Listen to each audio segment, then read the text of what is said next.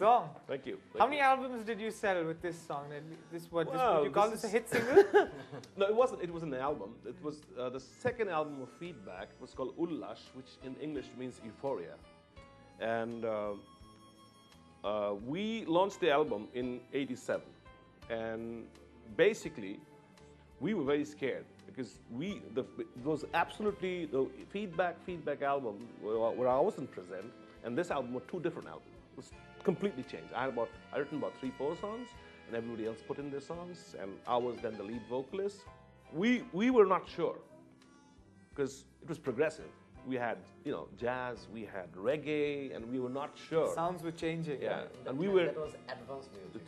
Very advanced, and we were really actually afraid that we might get beaten up. People might actually beat us up somewhere because there was so bad music. So what we did was, we didn't put a photograph of us in the cover, nowhere in the album. We had this nice artwork on the album, and we let it go. In about 6 months' time, we realized it was a huge, huge album, and it was selling then. It still sells. It is, for some people, it's still considered Feedback's landmark album.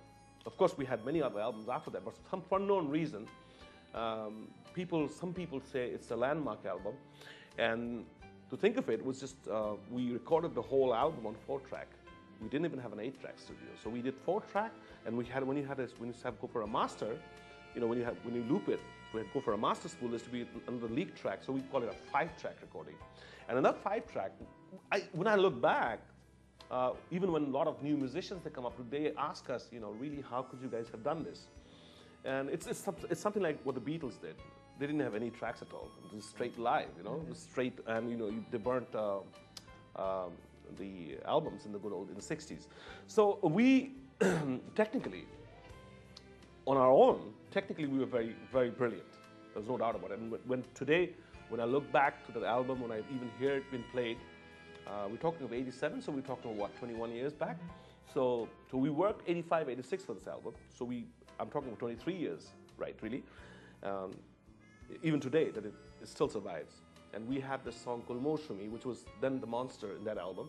Okay. Moshumi it's basically, unrequited love, which is typical Bengali emotion, Is it as romantic and sweet as It's rockish. Let's do it. I mean, it's yeah, do it. Fire shoi antare, fire shoi bondore pot dhore, tulonahina bandhobi, যেও না কো তুমি ওই দূরে, ব্যথা জাগিয়ে মন জুড়ে, একে যাই ফিরে তোমার মুখ ছবি, ছবি মৌসুমী, কারে ভালোবাসো তুমি, মৌসুমী, বলো কারে খোঁজো তুমি,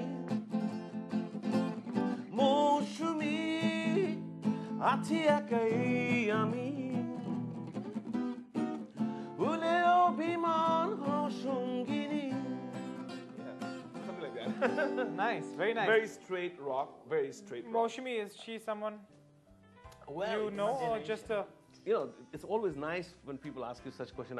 I even get, after 23 years, who is Moshumi or who was? Girlfriend.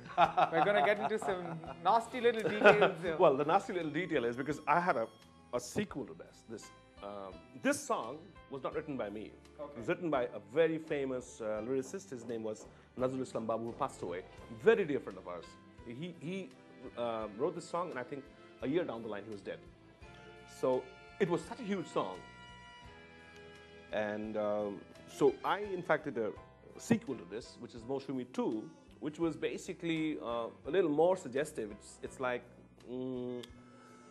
while you sleep in his tight embrace, do you think about me? Something like that. So, which is like typically... So basically, he wasn't happy with one Moshumi, he wanted two.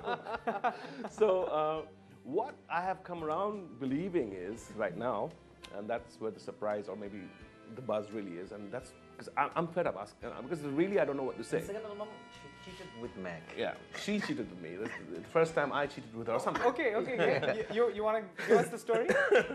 Well, but you were translating it for me. Do that first. Well, do you, when you're in his embrace, do you think of me?